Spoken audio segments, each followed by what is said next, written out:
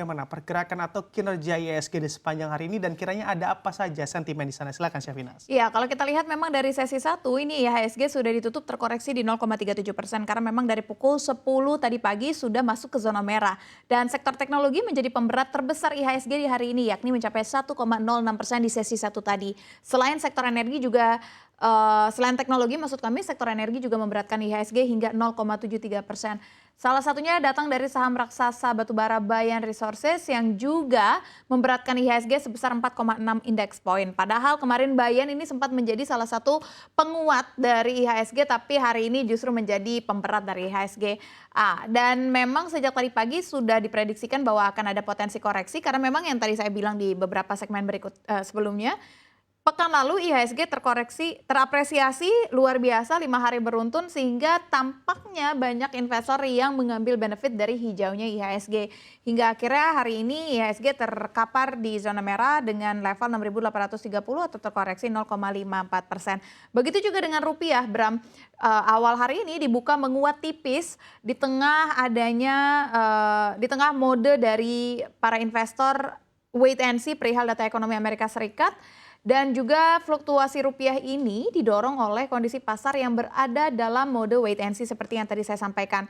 Fluktuasi ini juga terkait adanya data terbaru dari Amerika Serikat yang masih berkaitan tentang kebijakan dari bank sentral ke depannya. Meskipun balik lagi ya, inflasi sudah melandai di Amerika Serikat tetapi memang pakar ekonomi ataupun investor masih menerka-nerka kira-kira apakah The Fed akan agresif lagi ke depannya karena kan memang sesuai dengan statement dari Powell beberapa saat lalu masih akan ada kenaikan sampai dengan akhir tahun ini. Oke, tapi kalau point of view Syahfinas begitu ya, yang mana juga telah mereview terkait pernyataan IHSG, lalu juga condongnya atau beberapa mata atau sejumlah mata, sebagian mata begitu ya di seluruh dunia ini memang tertujunya pada terkait suku bunga acuan The Fed. Sebetulnya kalau Anda melihatnya akankah memang The Fed ini masih agresif atau sebetulnya masih cukup atau masih berpeluang untuk hawkish dovish sejenak? Iya, sebenarnya kalau misalkan berbicara tentang kondisi Amerika Serikat, ada yang lebih krusial sebenarnya adalah kondisi ekonomi China.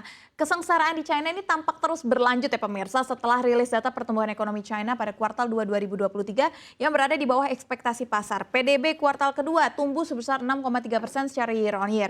Angka ini sebenarnya melesat dari ekspektasi ekonomi yang melihat kuartal 2 2023 ini pertumbuhan ekonomi China hanya berada di 7,3%. Sementara secara Q2Q atau kuartal to kuartal, laju pertumbuhan ekonomi China tercatat 0,8% dari kuartal pertama. Angka ini tercatat lebih lambat dari pertumbuhan kuartal sebelumnya yang tercatat di 2,2%. Lalu selain data pertumbuhan ekonomi, data penjualan retail untuk periode Juni dilaporkan juga turun di 3,1%. Meskipun sifatnya ini masih positif ya, namun angka penjualan retail periode ini jatuh dari bulan sebelumnya. Dan perlambatan ekonomi China ini juga akan berdampak kepada Indonesia, di mana Indonesia ini menggantungkan sekitar 30% dari ekspor non-migasnya ke China. Dan Tiongkok juga merupakan salah satu investor terbesar bagi negara ini, jadi kiranya jika ada apapun yang terjadi dengan China, sedikit, banyak, cepat atau lambat pasti akan berpengaruh ke Indonesia. Lalu kita kembali lagi ke rilis data Amerika Serikat, memang saat ini investor memasang mode wait and see dari serangkaian data yang dirilis Amerika Serikat. Yang pertama ada rilis data penjualan retail untuk periode Juni 2023. Di bulan lalu penjualan retail Amerika Serikat naik 0,3% secara month-to-month. Nah, ini menyusul kenaikan di bulan April yang mencapai 0,4%. Dan ini mengalahkan perkiraan penurunan di 0,1%. Investor dan pengamat seperti yang tadi saya sampaikan, ini saat ini terpecah karena masih ada kekhawatiran The Fed masih akan menaikkan suku bunga lagi pada akhir Juli ini. Walaupun kondisi dari inflasi Amerika Serikat sudah mulai melandai. Tapi nggak cuma dari China dan juga Amerika Serikat aja. Ada juga beberapa sentimen dari negara-negara lainnya, Bram.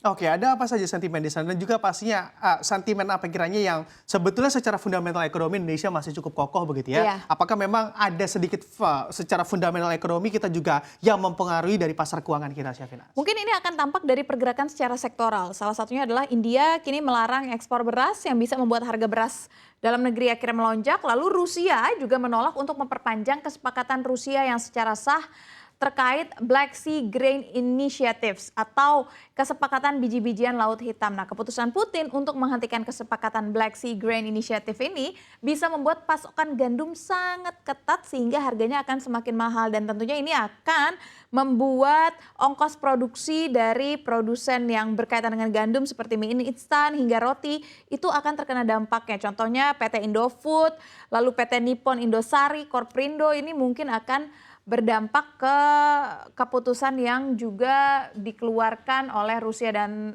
terbukti ya hari ini saham-sahamnya juga terkoreksi, Indofood terkoreksi 0,21%, Nippon Indosari Korprindo ini juga terkoreksi 0,39%. Sementara kalau misalkan kita berbicara sentimen positif, ini masih terkait dengan neraca perdagangan RI. Jadi memang surplus neraca perdagangan Indonesia melonjak di bulan Juni 2023, namun surplus ini justru menimbulkan banyak sekali kekhawatiran dibandingkan dengan mendatangkan kegembiraan. BPS ini mengumumkan surplus neraca perdagangan di bulan Juni 2023 hanya mencapai 3,45 miliar US dollar.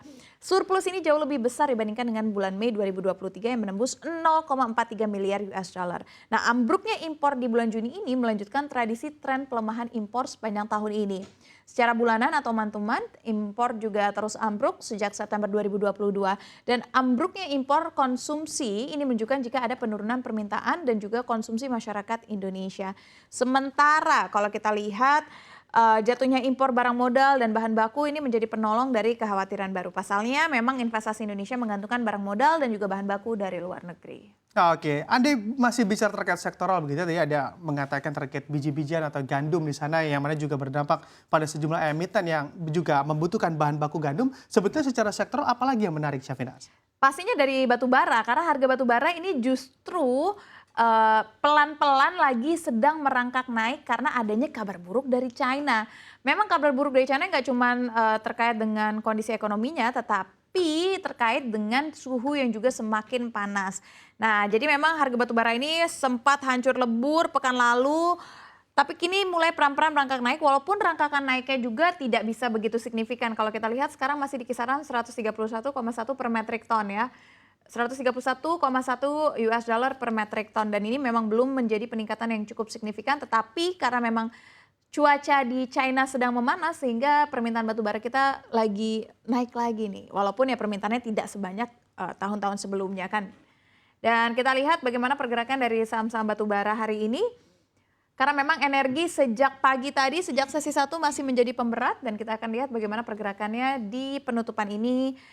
Dari Bayan Resources yang terlemah 0,53%, tidak menjadi yang terlemah ya, ternyata ada Bumi yang paling dalam juga, Adaro yang cukup dalam di 2,1%.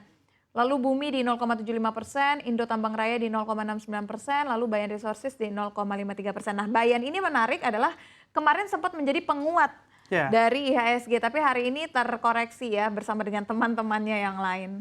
Ya, betul sekali. Di saat memang teman-temannya yang lain merah begitu ya, Bayan kemarin beberapa hari terakhir ini sempat justru terapresiasi begitu karena memang kabar dari sang empunya begitu membeli kembali sahamnya di Bayan. Tapi andai kita melihat secara 2 hari terakhir ini Bayan juga nampaknya ditutup terkoreksi, bahkan hari ini juga ditutup terkoreksi 0,53%.